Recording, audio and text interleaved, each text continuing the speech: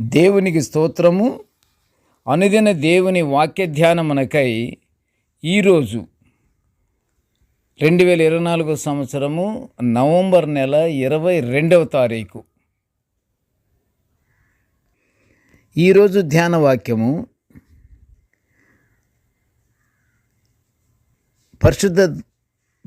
పరిశుద్ధ గ్రంథము నుండి దినవృత్తాంతములు మొదటి గ్రంథము 16వ అధ్యాయము 9వ వచనాన్ని ధ్యానించుకుందాము. ప్రియ దేవుని బిడ్డలారా, నేటి ధ్యాన వాక్యాన్ని పరిశుద్ధ గ్రంథము నుండి ఒకసారి మనం చదువుకుందాము. ఆయనను గూర్చి పాడుడి, ఆయనను కీర్తించుడి, ఆయన అద్భుత క్రియలన్నిటిని గూర్చి సంభాషణ చేయుడి. నేటి ధ్యాన వాక్యమును ప్రియ దేవుని బిడ్డలారా, దేవుని అద్భుత క్రియలన్నిటిని గూర్చి మనం ధ్యానించుకుంటున్నాము. దేవుడు మనుషుల ఎడల చేసిన అద్భుత కార్యాలు అనేకములున్నవి.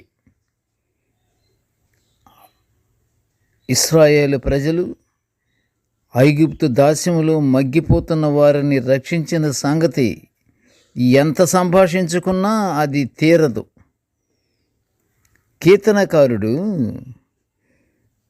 దేవుడు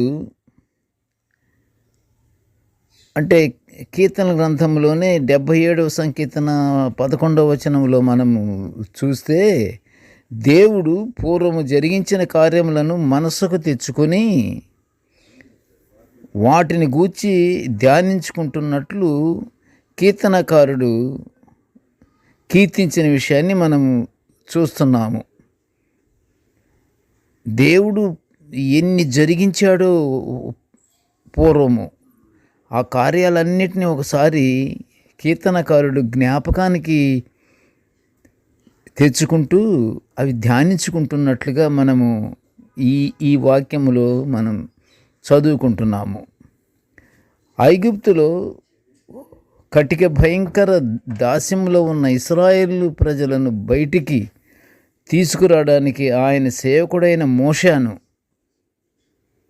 అహరోనును ఐగుప్తు దేశానికి పంపించి ఆ ఐగుప్తీల మధ్య ఎన్నో మహాసూచక క్రియలు జరిపించి ఐగుప్తు దేశంలో అంధకారం ఏర్పరిచి దేశమంతా చీకటిమయం చేశాడు యెహోవా దేవుడు.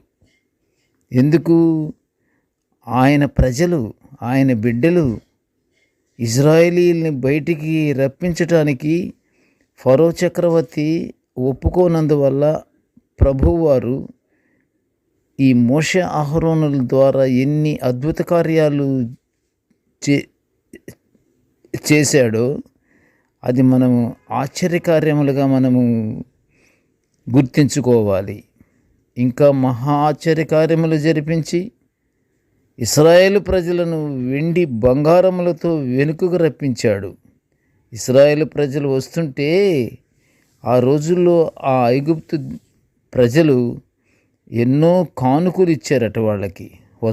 బయటికి వస్తుంటే ప్రజలు ఎంత ప్రేమించారో, ఎంత ఇష్టపడ్డారో, అవన్నీ దేవుని యొక్క సూచక క్రియల ద్వారా ప్రజలకు కూడా అంతంత నమ్మకం ఏర్పడినట్టుగా మనము గమనిస్తున్నాము.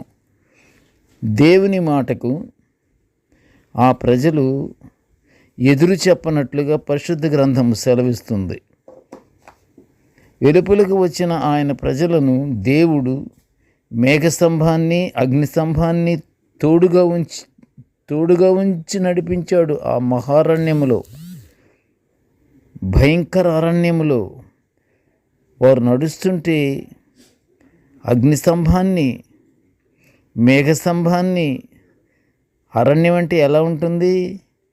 పగలంతా వేడి, భయంకరం కదా. రాత్రుల్లోనేమో చీకటి. అయినా దేవుడు ఇశ్రాయేలీయుల ప్రజలకి వారి నడకలో, వారి ప్రయాణంలో వేడి కలగకుండా మేఘస్తంభాన్ని ఉంచాడు. నైటు అగ్నిస్తంభాన్ని ఉంచాడు, వాళ్ళకి తోడుగా ఉంచి నడిపించాడు. ఆకలని దాహమని ప్రజలు అసంతృప్తితో ఉన్నప్పుడు దేవుడు వారికి మన్నా అనే విలువైన ఆహారాన్ని, నీటిని ఇచ్చాడు. ఆశ్చర్యకార్యాలు మనం వింటున్నాము కదా. ఎర్ర సముద్రం వద్ద దేవుడు ప్రజలను రక్షించినప్పుడు వారు పాటలతోనూ నాట్యంతోనూ దేవుని స్తుతించుకుంటున్న నడిచారు. ప్రియ దేవుని బిడ్డలారా, దేవుడు మన ఎడల చేసిన గొప్ప కార్యాలను తలంచుకొని దేవుని గూర్చి పాడుచు ప్రార్థనలు చేసుకుంటూ ఆయనను కీర్తించుకుంటూ పరలోకాశీర్వాదాలు పొందుకుందాము. ప్రార్థన చేసుకుందాము. ప్రియ కృపగల తండ్రి, నీకు స్తోత్రములు నాయన. నీ యొక్క దివ్య వాక్యాలను మేము నిత్యము తండ్రి మేము ధ్యానించుకునే ఇంత గొప్ప భాగ్యాన్ని మాకు అనుగ్రహించినందుకు నీకు ఘనమైన స్తోత్రములు తండ్రి. నాయన, నేటి ధ్యాన వాక్యాన్ని వినుచున్న ప్రతి బిడ్డను ఆశీర్వదించయ్యా. నీవు చేసిన గొప్ప కార్యాలు, ఆశ్చర్య కార్యాలను ప్రతి బిడ్డ తలంచుకుంటూ తండ్రి నీకు బిడ్డలుగాను